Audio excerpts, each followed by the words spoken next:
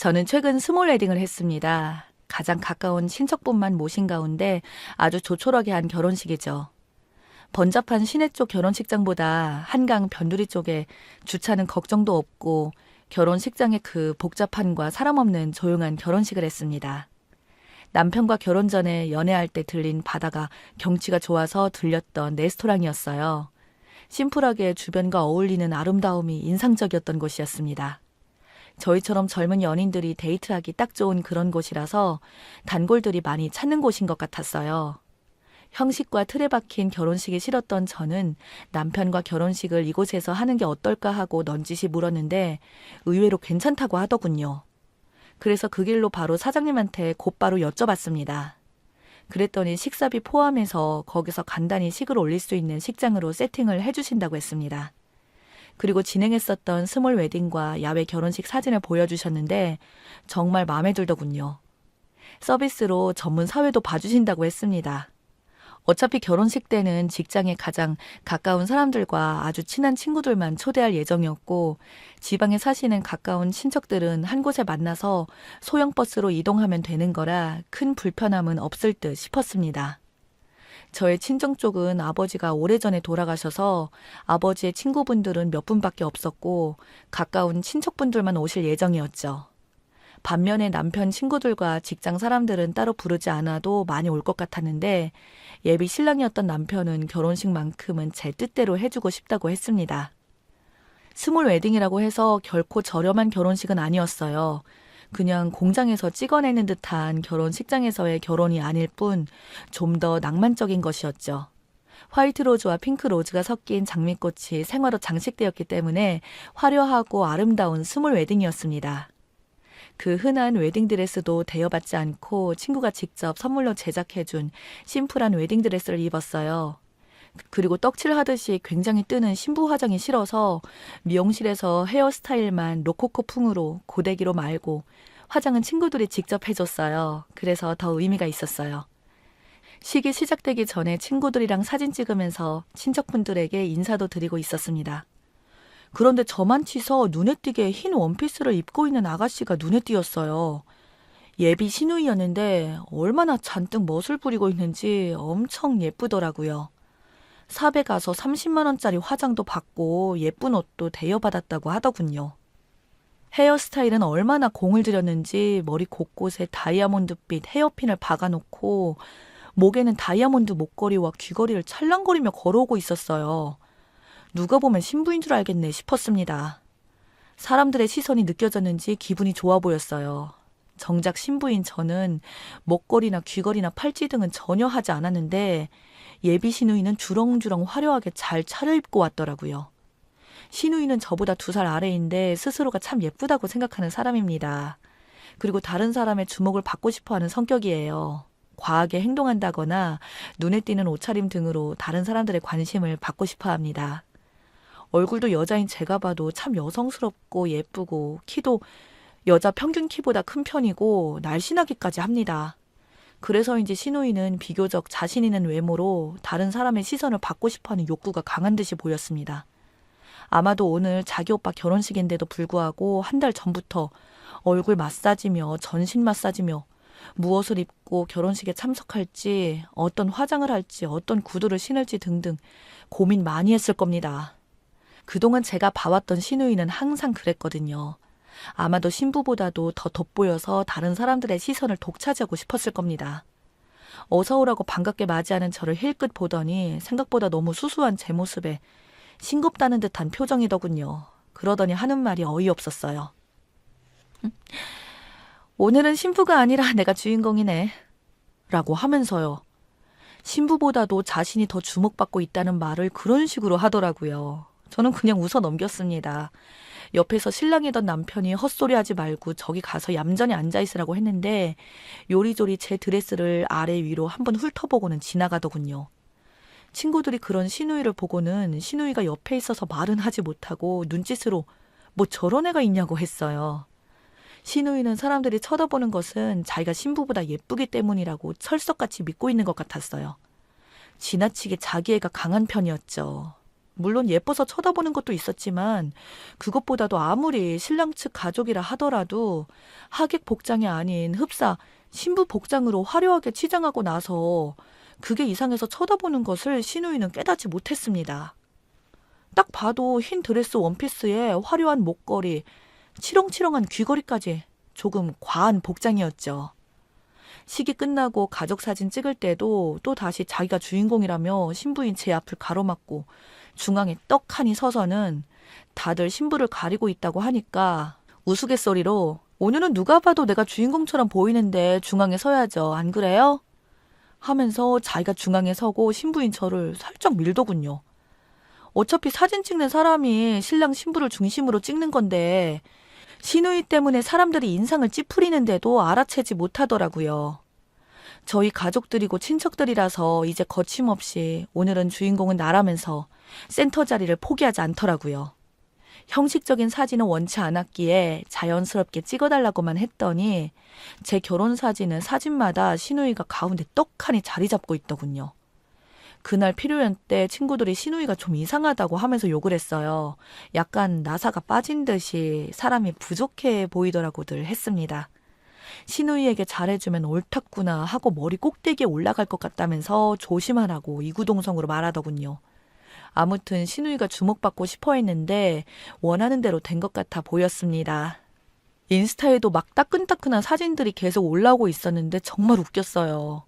옷발로 식장을 점령하다 라는 제목으로 시누이 셀카 사진만 올라왔는데 신부인 저의 사진은 완전 꽂아 놓은 보릿자루 마냥 보여서 기분이 언짢았습니다. 이왕이면 인스타에 올라온 사진을 부모님도 볼 텐데 좀 그럴싸한 사진을 올려주면 안 되나 싶었어요. 마치 결혼식하는 신부보다 시누이 자신이 훨씬 이쁘고 아름다웠다는 것을 강조하려는 듯 대비된 모습의 사진만 올렸더라고요. 그런 시누이가 얄밉긴 하지만 상처가 많아서 자격지심 때문에 겉포장이 과한 편이라고 생각했습니다.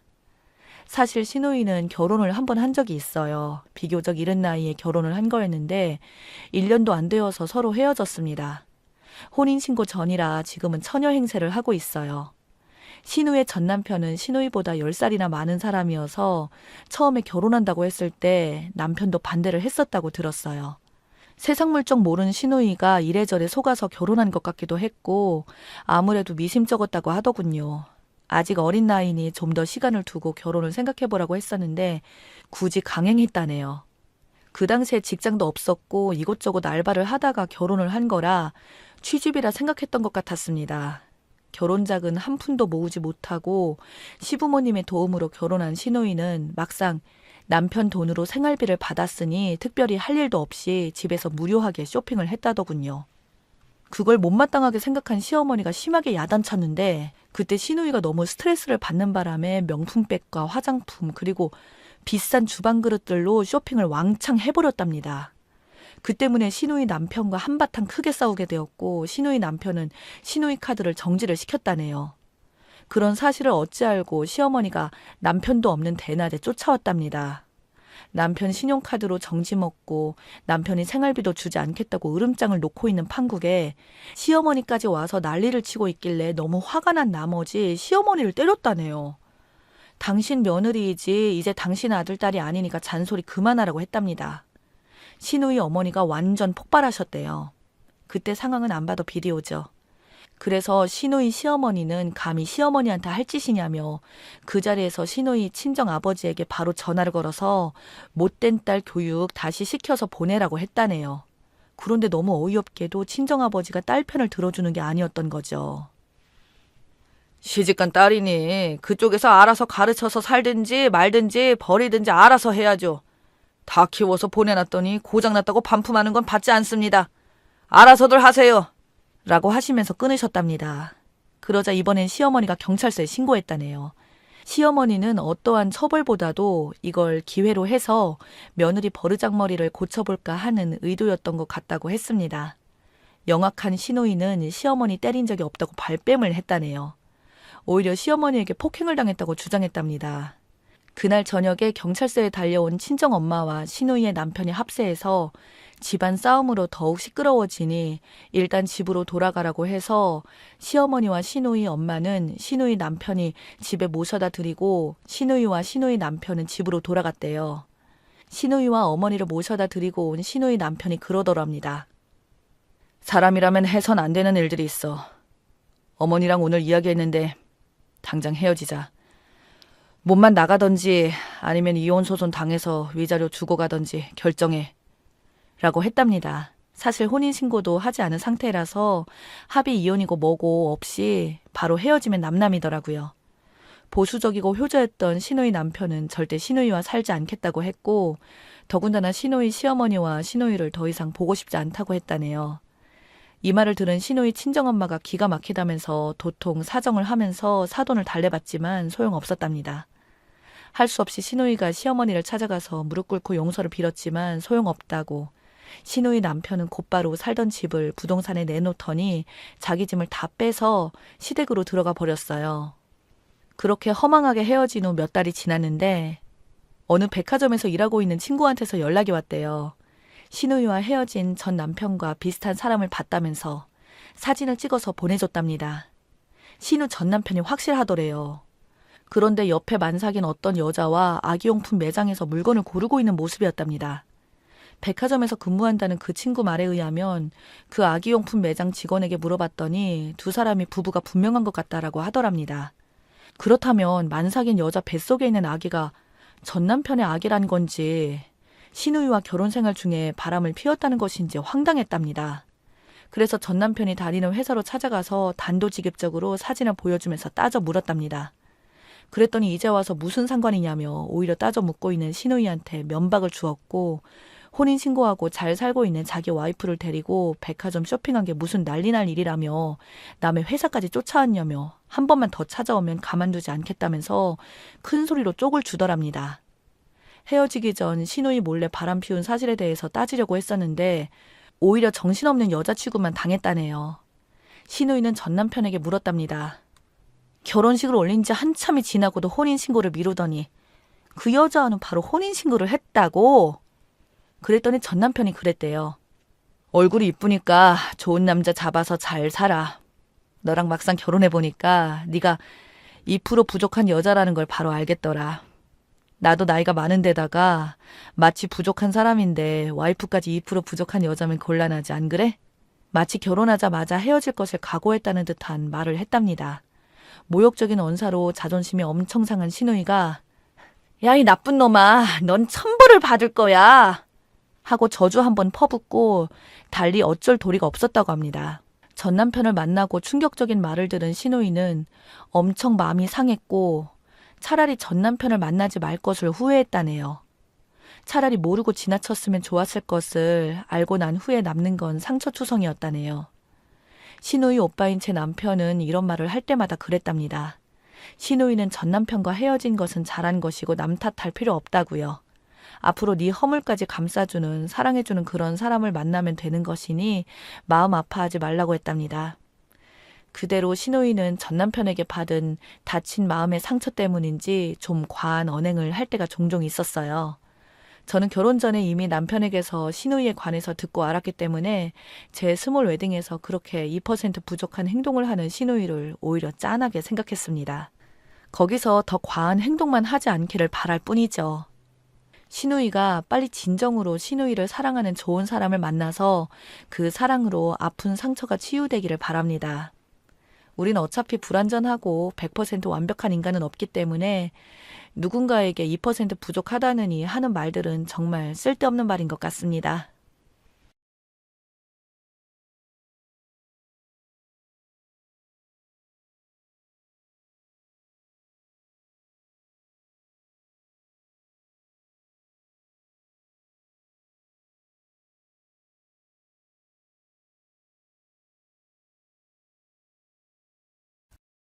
일단 조건부터 나열해보면 여자 28살, 강남 50평대 빌라 거주, 직업은 백수지만 엄마 따라 부동산 투자로 돈 벌고 있습니다. 판교에 11억 정도 하는 아파트를 소유하고 있습니다. 부모님 노후 완벽하게 준비되어 있고 아빠는 대기업 임원, 엄마는 부동산 투자, 키는 작고 외모는 많이 괜찮은 편입니다.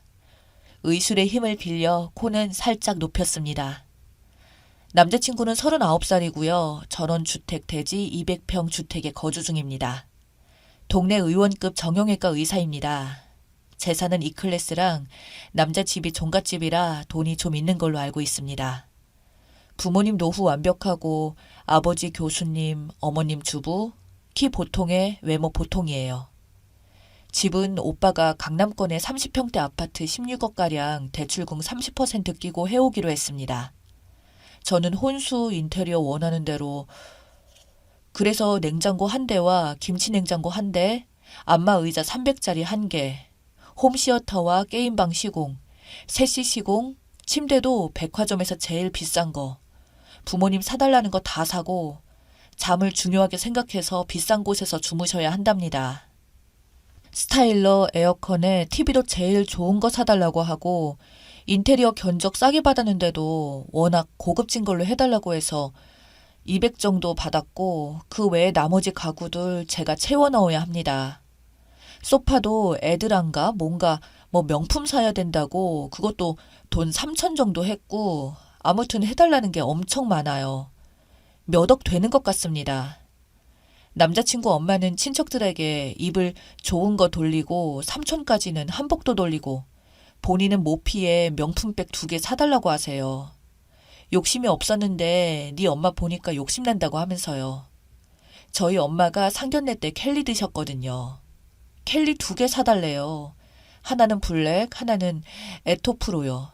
남자친구 아빠는 다니는 테일러숍이 있어서 거기 가서 옷 해달라고 하시고요.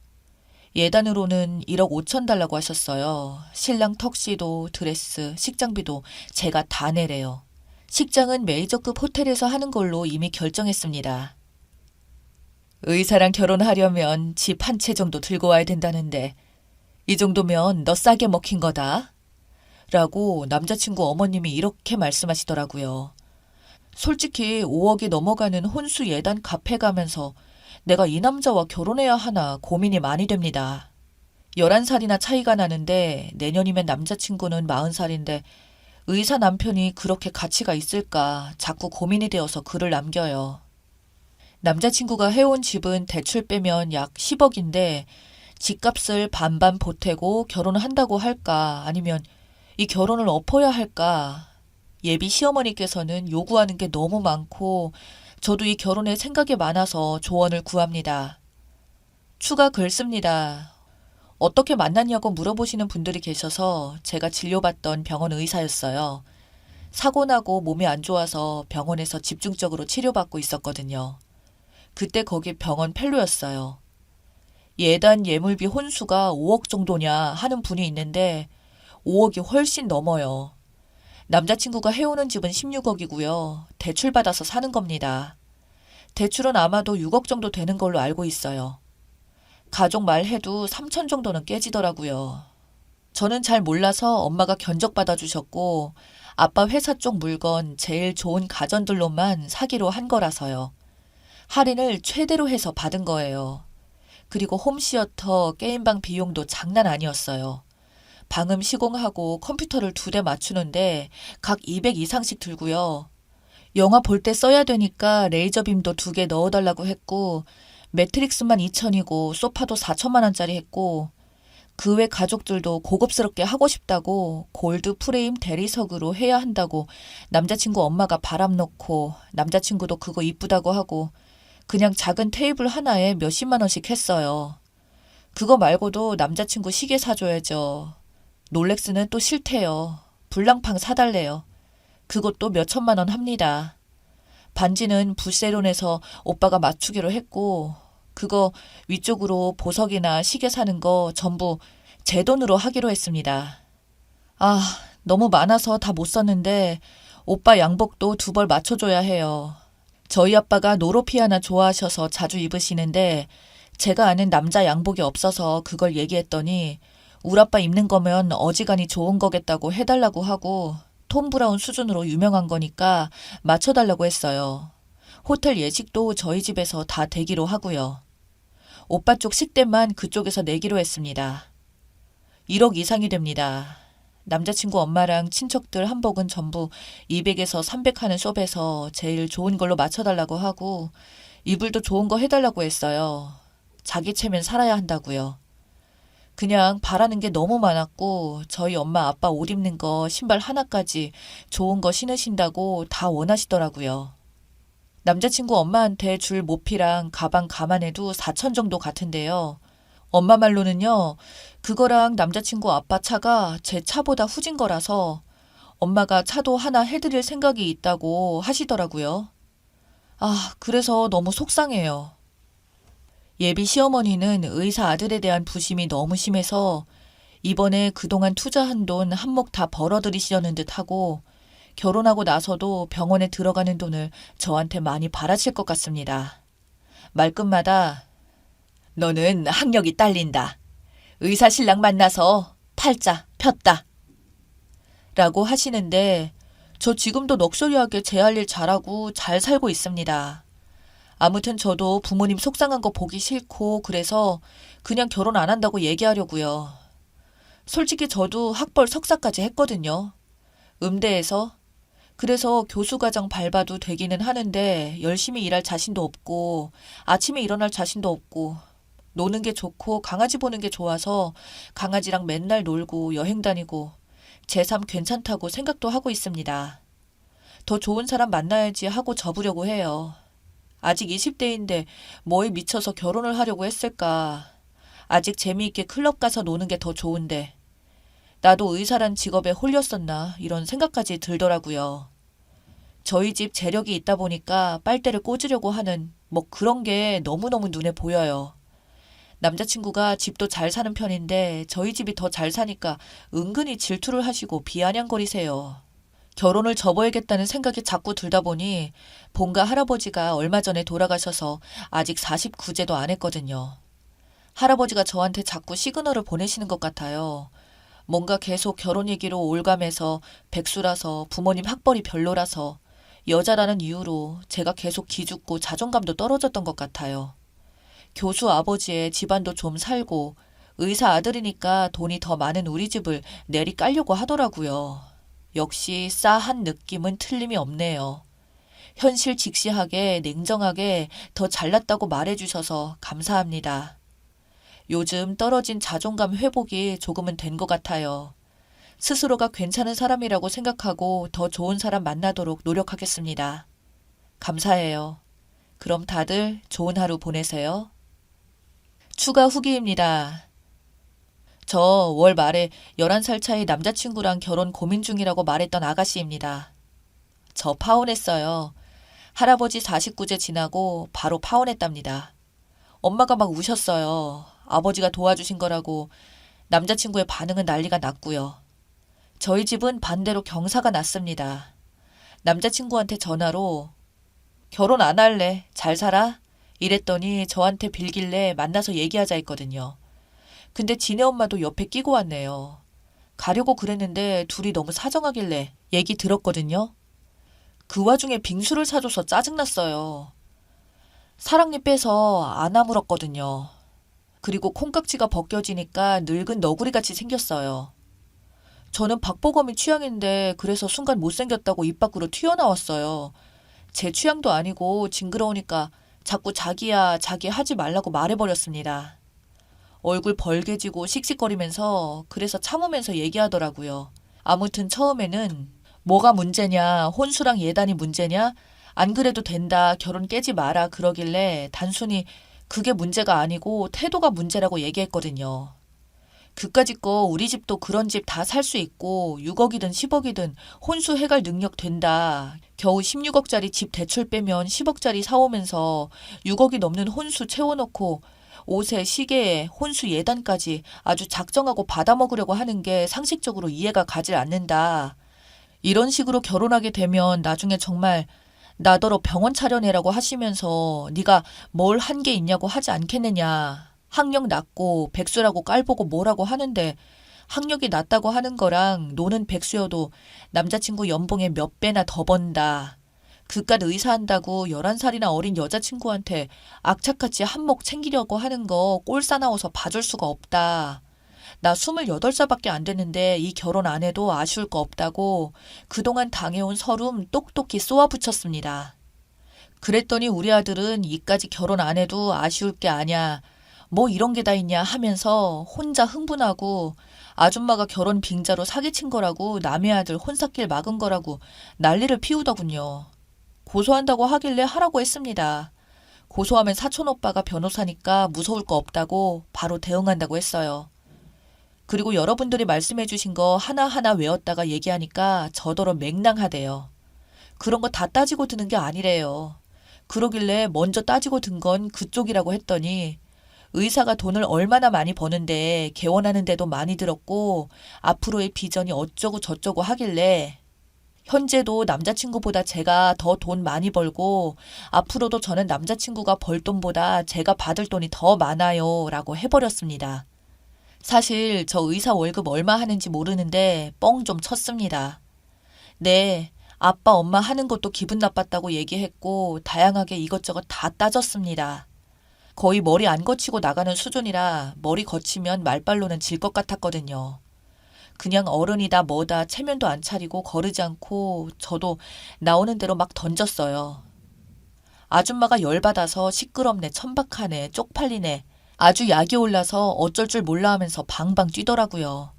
이제 아들 나이 차서 떠리로 내놔도 주워가는 곳이 있을지 모르겠다고 아들 재테크 실패했다고 막 약 올렸거든요. 여태껏 살면서 제 생애에 그렇게 싹수 없었던 게 처음이어서 막 흥분되고 그랬어요. 전 남자친구 놈은 지 엄마한테 말 그렇게 하지 말라고 그러고 맞을까봐 무서워서 일부러 CCTV 잘 보이는 쪽으로 다녔어요. 그래서 아줌마 말 좀 들어주고 받아치다가 재미없어져서 가는데 잡길래 라운지에 들어갔는데 아줌마가 일행이라고 막 쫓아오길래 저 아줌마 일행 아니라고 얘기해서 쫓아내버렸어요. 쫓겨나면서 또 깽판 피우길래 아줌마도 1억 쓰고 들어오세요. 흥. 이러고 보디빌딩 하는 친구 불러서 같이 갔습니다. 다행히 앞에서 기다리고 있진 않았고요. 엄마가 파혼한 거 너무 좋아하셔서 뿌듯했어요. 그리고 엄마가 경제력 딸려도 좋으니까 그냥 마음 맞고 잘생기고 마음씨 좋은 남자하고 살라고 그러셔서 잘생긴 남자가 있어야지 연애를 하지 이랬더니 원하면 클럽 차려준다길래 아빠랑 저랑 빵 터졌어요. 하여튼 우리 엄마 짱입니다. 암튼 그렇게 끝나기는 했는데 당분간은 좀 무서워서 아빠랑 같이 다니고 친구들이랑 다니려고요. 다행히도 저희 빌라가 보안이 좀 많이 빡세서 많이 걱정되진 않아요. 결론은 제 연애가 또 끝났네요. 당분간은 코로나 풀리면 여행이나 다니려고 해요. 내일은 바다로 놀러 가기로 했어요. 이제 여름이니까 신나게 다녀야죠. 아무튼 사연 봐주셔서 감사하고 용기 주셔서 감사해요.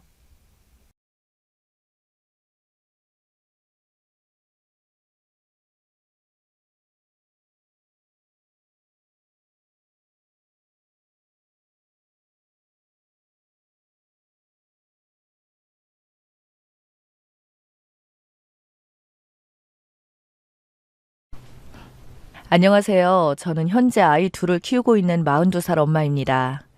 결혼한 지는 15년 정도 되었어요. 길면 길고 짧으면 짧다고 할 수 있는 결혼 생활. 이제야 종지부를 찍었습니다. 다른 건 다 이해했는데 갑자기 생각 없는 행동을 할 때면 등에 식은땀이 날 정도로 상황을 심각하게 만들어버리는 남편이 그동안 절 너무 힘들게 만들었죠. 제가 지금부터 들려드릴 사연 여러분들께서는 어떻게 생각하시는지 의견 한번 들어보고 싶어요. 15년 전 남편을 처음 만났을 때가 생각납니다. 그때 만나지 말았어야 했는데 지금 생각해보면 정말 너무 후회가 밀려옵니다. 회사 신입이었던 저를 보고 첫눈에 반했다며 시도 때도 없이 쫓아다니다가 회사 사람들 앞에서 대놓고 내 여자라고 선전포고를 해버리는 바람에 제겐 어떤 남자들도 접근하지 않았습니다. 그때 남편의 직급이 과정이었는데 당연히 밑에 있는 사람들은 저에게 눈길조차 주지 않았죠. 회사에 이제 막 입사했는데 생각 없는 행동을 한 모습에 정말 많이 실망했었습니다. 그러던 중 제가 연애를 하게 되는 상황이 생기고 말았죠. 회식 자리였어요. 한창 분위기가 무르익었을 시점에 볼 일이 급해 화장실에 갔다가 나왔는데 어떤 남자와 부딪히는 사건이 있었습니다. 제가 먼저 부딪힌 건 아니고 술에 만취한 덩치 큰 남자가 제 어깨를 부딪힌 건데 그 사람 모습이 너무 무서워 저절로 죄송하다는 말이 먼저 나왔죠. 그런데 저를 보더니 죄송하면 다냐고 소리를 지르기 시작했고 술이 많이 취해서 여자에게 해서는 안 될 말을 퍼부으며 무섭게 다가오자 저도 모르게 식당에서 비명을 지르고 말았습니다. 모두의 시선이 저와 이상한 남자에게 향했고 그 모습을 본 남편은 빠르게 다가와서 자기 여자 건드렸다며 어떤 상황인지 물어보지도 않고 주먹부터 날아갔고 아수라장으로 변하면서 회식 자리를 망치게 되었습니다. 그런데 그런 모습을 보고 있던 제가 지금 생각하면 미쳤던 것 같아요. 그 행동이 저를 지켜주고 있는 것 같아 마음이 끌리기 시작했고 그 일을 계기로 회사에서 공식적으로 연인 사이가 되었어요. 넘어가지 말았어야 했는데 지금 생각하면 땅을 치고 후회할 일이에요. 그렇게 만나오다 보니 자연스럽게 결혼 얘기가 나왔고 깊이 생각을 하던 저와 달리 한시라도 빠르게 결혼하고 싶다며 남편은 벌써 아기 계획까지 가지고 있었습니다. 전 시간이 필요하다며 몇 번을 거절했지만 눈만 마주치면 결혼하자며 매달리면서 무턱대고 저희 집에 인사를 오겠다며 진지한 모습으로 눈빛을 보내는 상황에 결국 저희 부모님과 처음으로 자리를 가지게 되었어요. 그런데 이때 제 마음에 걸리는 일이 있었습니다. 남편과 저희 부모님 셋이 앉아있는 자리에서 일이 터진 거죠. 어머님, 음식 처음 먹어본 소감을 말씀드리자면 지금 제가 죽어도 여한이 없을 정도로 정말 맛있습니다. 그래도 예비사위 왔다고 이렇게까지 신경 써주시는 모습을 보니 너무나 감격스럽습니다. 그런데 아주 약간 조미료 맛이 나는 것 같은데 조미료 사용하신 건 아니죠? 제가 왜 이런 말을 여쭤보냐면요. 아버님 머리가 탈모잖아요. 아무래도 조미료를 자주 쓰다 보면 건강도 안 좋아지니까 탈모에 걸릴 수도 있으니까요. 제가 진짜 속에 숨겨두고 꺼내지 않으려 했는데 입이 너무 근질거려서 도저히 참을 수가 없을 것 같네요. 아버님, 어머님이 해주신 음식 드시고 대머리 되신 거예요? 처음 인사드리러 간 자리에서 내뱉은 말은 정말 충격이었고 저희 모두 입을 다물어지지 않을 정도로 정신적인 타격이 상당했었습니다. 그런데 해맑게 웃으면서 음식을 맛있게 먹으며 자기가 무슨 말실수를 했는지 모르는 것처럼 행동하는 모습에 일단 그 자리에서 넘겼고 당황했던 첫 만남의 식사 자리는 그렇게 끝이 났습니다. 알고 보니 속마음을 숨기지 못하고 솔직하게 표현하는 모습이 이 사람의 진짜 모습이었습니다. 이 사건이 터지고 난 뒤 저희 집안에서 저런 남자와 결혼하는 건 생각보다 문제가 있을 것 같다며 신중하게 고민하자고 했었고 저도 저런 모습을 본 상태라 앞으로의 결혼 생활이 어떻게 펼쳐지게 될지 너무나도 뻔히 보여서 결혼 생각은 접게 되었어요. 이런 분위기를 알고 있는 건지 모르는 건지 저희 집에 알았겠다 매주 주말마다 찾아와 엄마 아빠가 좋아하는 것들을 잔뜩 들고 와서 현관벨을 눌렀습니다. 저도 당황했죠. 처음 인사드리고 나서 다음날 어떤 말실수를 했는지 알려준 후 결혼은 힘들 것 같다며 미리 얘기했었는데 심각한 표정으로 자신이 뭘 잘못했는지 충분히 알았으니 그만해야겠다고 한동안 조용하더니 갑자기 찾아왔던 거죠. 저녁 시간 전이어서 일단 찾아왔는데 그냥 돌려보내는 건 아닌 것 같아 문을 열어주었습니다. 현관에 들어오면서 아주 밝게 웃더니 아빠 엄마에게 그때 자신의 잘못에 대해서 이야기한 후 선물을 건네주었고 그 안에 들어있던 물건은 평소에 부모님이 가지고 싶어 하셨던 물건이었습니다. 말실수 한 번에 엄청난 고가의 선물이 들어오니 저희 부모님 기분이 금세 풀리셨고 자신의 성격을 고칠 테니 결혼에 대해서 다시 한번 진지하게 생각해달라며 갑자기 무릎을 꿇고 애원하기 시작했습니다. 어쩔 수 없이 좀 더 지켜보기로 결정을 하게 되었죠. 사람은 착한데 생각 없이 뱉는 말이 좀 문제였지만 이건 고치면 될 것 같았고 딱히 다른 문제는 없었어요. 순수하다고 해야 하는 건지 좀 모자란다고 해야 하는 건지 그러면서 회사에서는 카리스마 있고 리더십 있는 직원들 이끌어가는 과장이라는 직책을 달고 있는 모습을 보면 참 아이러니했습니다.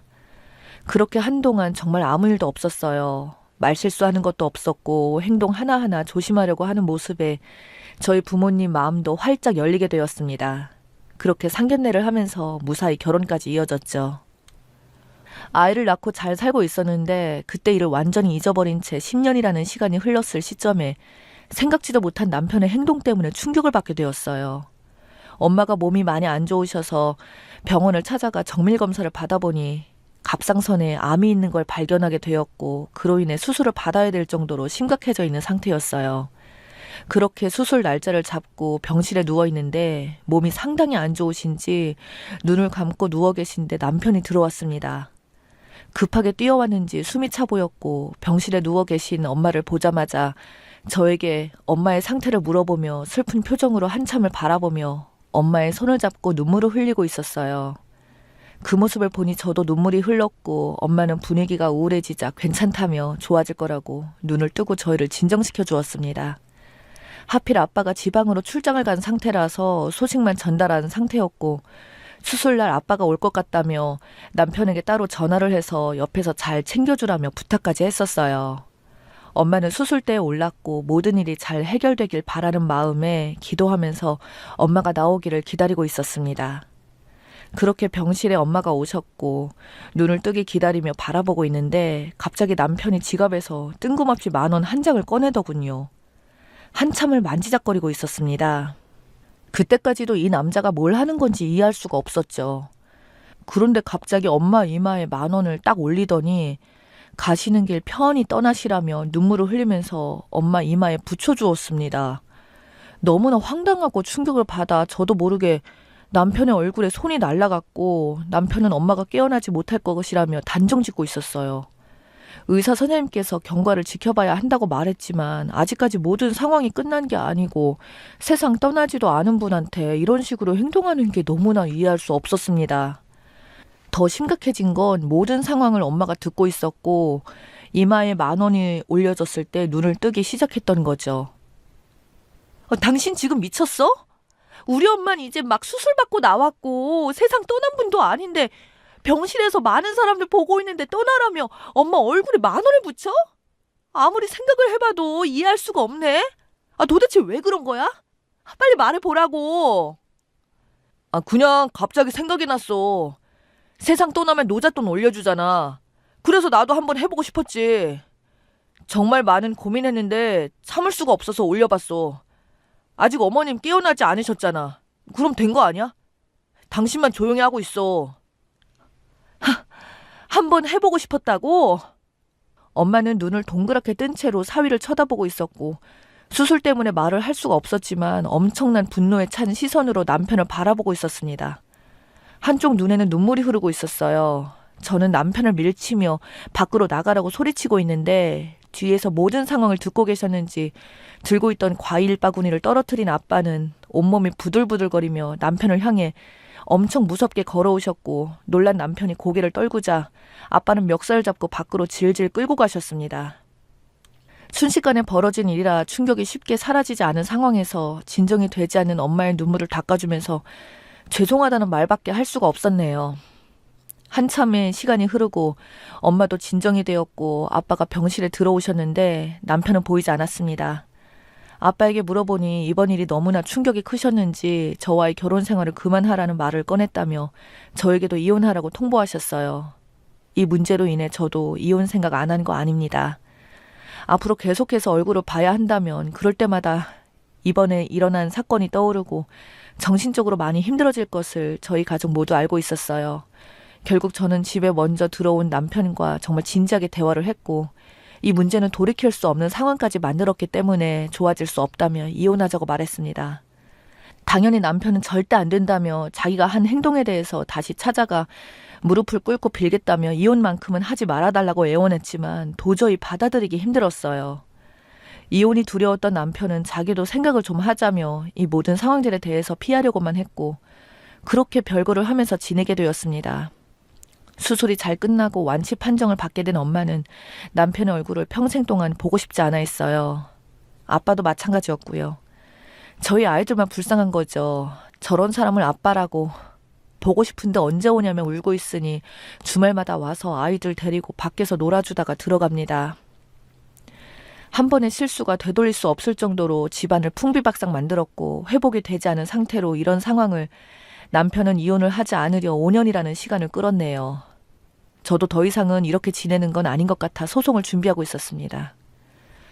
그런데 남편에게 전화가 울리기 시작해서 받아보니 수화기에서 들려온 목소리는 시아버지께서 교통사고로 세상을 떠나고 말았다는 청천벽력 같은 말을 듣게 되었어요. 결국 도리는 해야 되기 때문에 저희 모두 장례식장에 들어갔고 엄마와 아빠는 5년 만에 남편 얼굴을 보게 되었어요. 분위기 정말 쌀벌했죠. 아직까지 그때의 감정들을 가지고 있었으니까요. 그런데 이런 상황에서 생각 없는 남편은 가만히 있으면 될 것을, 그때 일에 대해서 다시 입 밖을 꺼내더니 자기의 행동을 그동안 정말 많이 뉘우쳤다는 말을 하는 것도 아니고 성격상 하고 싶은 건 참지 못하기 때문에 이해해달라고 저희 부모님을 설득하고 있었어요. 부들부들 참고 계셨던 엄마는 더 이상 말도 섞기 싫으셨는지 밖으로 나가셨고, 아빠도 더 이상의 대화는 필요 없을 것 같아 엄마 뒤를 따라 나가셨어요. 저도 아이들 데리고 장례식장을 나가려고 하는데 아빠가 이상한 상자를 하나 들고 오더니 아버님 영정사진 앞에서 상자를 뜯기 시작했습니다. 저희는 뭘 하는지 이해할 수 없어서 멍하니 바라보고 있는데 상자에서 나온 건 다름 아닌 돼지머리였어요. 그러고는 엄마는 지갑에서 10,000원을 꺼내면서 돌돌 말더니 돼지 코에 입이며 꽂아 넣으시며 부의금이라고 고사를 지내기 시작했습니다. 순식간에 장례식장은 난리가 났고 시어머니는 그 모습을 보고는 그 자리에서 쓰러지셨어요. 남편은 뭐 하는 거냐며 저희 부모님께 돼지머리 당장 치워달라고 소리치고 있었습니다. 엄마는 영정사진 앞에서 남편이 하는 행동으로 인해 잡기 취급당했지만 이해해달라며 돼지머리에 꽂은 돈은 노잣돈이라고 말씀하시고는 다음날 당장 이혼하라고 하고 나가셨습니다. 이번 일로 인해 결국 저희는 결혼 15년 만에 이혼을 하게 되었어요. 남편의 생각 없는 행동에 대해서 저희 부모님이 참다 못해 결국 똑같이 갚아주셨던 거죠. 장례식장에서 자신의 잘못에 대해 충분히 사과했다면 이렇게까지 할 생각은 없었지만 끝까지 자기의 잘못을 진정하게 뉘우치려고 하지 않고 원래 성격이 그러니 받아들이라는 식으로 하는 말 때문에 너무 화가 치밀어 올라 똑같이 해줬다고 합니다. 이런 결정을 내리고 장례식장에서 하는 행동들에 대해 저희 부모님 아직까지도 마음 아파하십니다. 결국 남편이 한 행동에 대해서 그대로 돌려받게 된 거였죠. 그렇게 이혼으로 인한 위자료 청구 소송과 재산 분할은 남편의 행동들에 문제가 있었기 때문에 아이들에 대한 양육권 또한 저에게 돌아왔어요. 여러분 주위에도 생각 없이 말과 행동을 하시는 분들이 계시나요? 만약 그런 사람이 있다면 가까이 하지 않는 게 좋을 것 같아요. 언제 어떻게 사람을 불행하게 만들지 모르거든요. 아이들 때문에 어쩔 수 없이 얼굴을 봐야 하는 상황이 오지만 아이들에게조차 남편의 행동들이 영향을 주게 될까 봐 걱정입니다. 앞으로 어떻게 처신을 하면 좋을지 여러분들께서 좋은 의견 있으시다면 댓글 부탁드리겠습니다. 저는 제가 한 행동에 대해서는 후회 없어요. 제 이야기 들어주셔서 감사합니다.